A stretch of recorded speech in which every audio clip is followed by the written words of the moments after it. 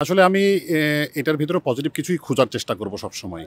আপনারা জানেন যে ২০ তারিখে যে একটা সন্ত্রাসী ঘটনা এই বিশ্ববিদ্যালয়ে ঘটেছে, আমাদের সম্মানিত শিক্ষক মহোদয় কিছু কর্মকর্তা-কর্মচারীদের উপরে যে ধরনের প্রাণনাশমূলক কর্মকাণ্ড ঘটনা ঘটেছে, তার প্রেক্ষিতে কিন্তু আমরা আমাদের এই কর্মবিরতিতে আমরা রয়েছি। তো তারই ধারাবাহিকতায় দেখবেন যে আপনারা যে এই যে গত পরশুদিনের মানববন্ধন হয়েছে, তার আগের দিন হচ্ছে একটা সিন্ডিকেটে সিদ্ধান্ত হয়ে একটা তদন্ত কমিটি গঠন করা হয়েছে। আসলে আমাদের এই কর্মবিরতির মূল যেটা জায়গা ছিল সেটা হচ্ছে যে সন্ত্রাসী তৎপরতার সাথে যারা জড়িত তাদের দৃষ্টান্তমূলক এবং দৃশ্যমান একটা শাস্তি।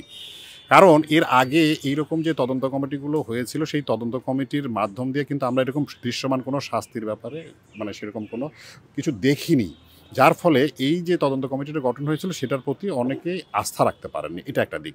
আর আপনারা যেটা বলছেন এটা তো হয়তো প্রশাসন তাদেরকে ডেকে হয়তো এইরকম কোনো কিছু তাদেরকে বলেছেন, তারা আশ্বস্ত হয়ে ৭ দিনের জন্য তারা এই প্রোগ্রামটা স্থগিত করেছেন, প্রত্যাহার করেননি।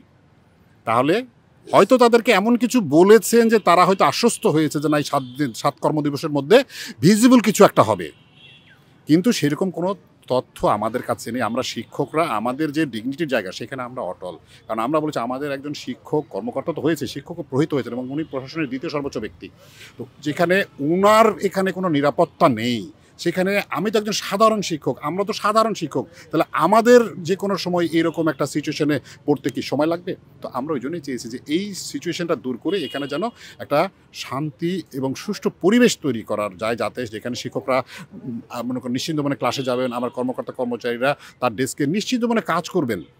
আমরা এই জায়গাটাকে এনশিওর করার জন্য আমাদের এই কর্মকাণ্ডটা রেখেছি। এবং আপনারা দেখেছেন যে আমাদের এই যে কর্মকাণ্ড ঘোষণা করা হয়েছিল, তার যে প্রধান যে আহ্বায়ক, উনি কিন্তু সুস্পষ্ট করে বলে দিয়ে গেছেন যে আমাদের এই যে শিক্ষকদের যে কর্মবিরতিটা এটা আমরা কন্টিনিউ রেখেছি এবং আগামীতে এটা চলমান থাকবে, চলমান রয়েছে। ডেফিনিটলি এরকমই তো কিছু। কারণ আমি তো বলছি যে আমরা তো এখন ওইভাবে প্রশাসনের সাথে বসার ব্যাপারে কোনো তথ্য আমাদের কাছে নেই। কিন্তু আমাদের কর্মকর্তারা প্রশাসনের সাথে হয়তো বসার প্রেক্ষিতেই তো আমরা যেটুকু এই যে আপনার যে চিঠিটা তার মাধ্যমে আমরা জানতে পারলাম, তো প্রশাসনের আশ্বাসের প্রেক্ষিতেই কিন্তু তাদের প্রোগ্রাম ৭ দিনের জন্য স্থগিত করা হয়েছে। যে কর্মবিরতিতে তারা ছিলেন, তারা এখনও আছেন, আমি বলব তারা এখনও আছেন, কিন্তু তারা এটা স্থগিত করেছেন ৭ দিনের জন্য।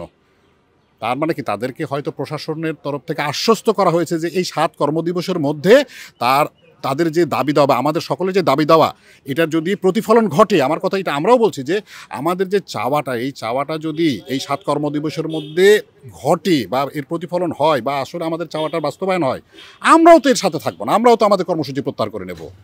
এটাই তো বাস্তবতা। বা আমরা তো এটাই চেয়েছি। আমরা কর্মবিরতিতে কেন আছি? আসলে আমাদের তো থাকার কথা ক্লাসরুমে, গবেষণাগারে।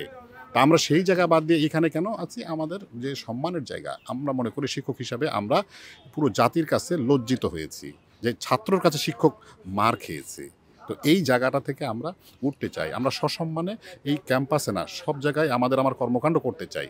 তো যার ফলে যারা এইরকম শান্তিপূর্ণ পরিবেশ নষ্ট করে, যারা অরাজক পরিবেশ তৈরি করে, তারা তো আসলে ছাত্র না। ছাত্র হলে কিন্তু তার সাথে ছাত্র শিক্ষক সম্পর্কটা একটা অন্যরকম সম্পর্ক, পিতা পুত্রের সম্পর্ক সমান আমরা বলি। তো ওই কারণে আমরা বলেছি যারা সন্ত্রাসী তৎপরতার সাথে জড়িত তাদের একটা দৃষ্টান্তমূলক শাস্তি, সেটা যদি এই ৭ কর্মদিবসের মধ্যে হয়ও, তাহলে আমরাও তো সেটা প্রত্যাহার করব। এইটা তো একটা ফেক কথা হচ্ছে। আইডেন্টিফাই করা মানে কি? এই তো সব তথ্য তো আপনাদের কাছে রয়েছে এবং প্রত্যেকটা ভিডিওতে সুস্পষ্ট কিভাবে ঘটনা ঘটাচ্ছে। বলেন তো, এটা কি কোনো থ্রিলার একটা মুভি? কার কাছে নাই ভিডিও ফুটেজ? পুরো অনলাইনে ভরা। তাহলে এইটার জন্য আলাদা করে কি কোনো তথ্য প্রমাণ তদন্ত দরকার হয় নাকি? আপনি দেখছেন যে ঘটনা ঘটছে, কারা ঘটাচ্ছে, সুস্পষ্ট কিন্তু সব। তো তার প্রেক্ষিতেই তো আসলে সিদ্ধান্ত নেওয়ার ব্যাপার আছে। আবার আপনি দেখবেন যে তাদেরই কথার প্রেক্ষিতে অনেক অর্ডার এদিক ওদিক হয়ে যাচ্ছে। তো এই জায়গাগুলো তো আসলে সাধারণ শিক্ষকরা আসলে ভালো চোখে দেখছেন না। তো যার জন্য চেয়েছেন যে একটা সুস্থ সুন্দর পরিবেশ বজায় রাখার জন্য এই যে সন্ত্রাসী তৎপরতা যারা করছেন তাদেরকে দৃষ্টান্তমূলক শাস্তি দিয়ে এই ক্যাম্পাসে শিক্ষক, কর্মকর্তা, কর্মচারী, ছাত্রদের জন্য একটা সুন্দর শিক্ষার পরিবেশ তৈরি করার জন্যই আসলে আমাদের এই কর্মসূচি।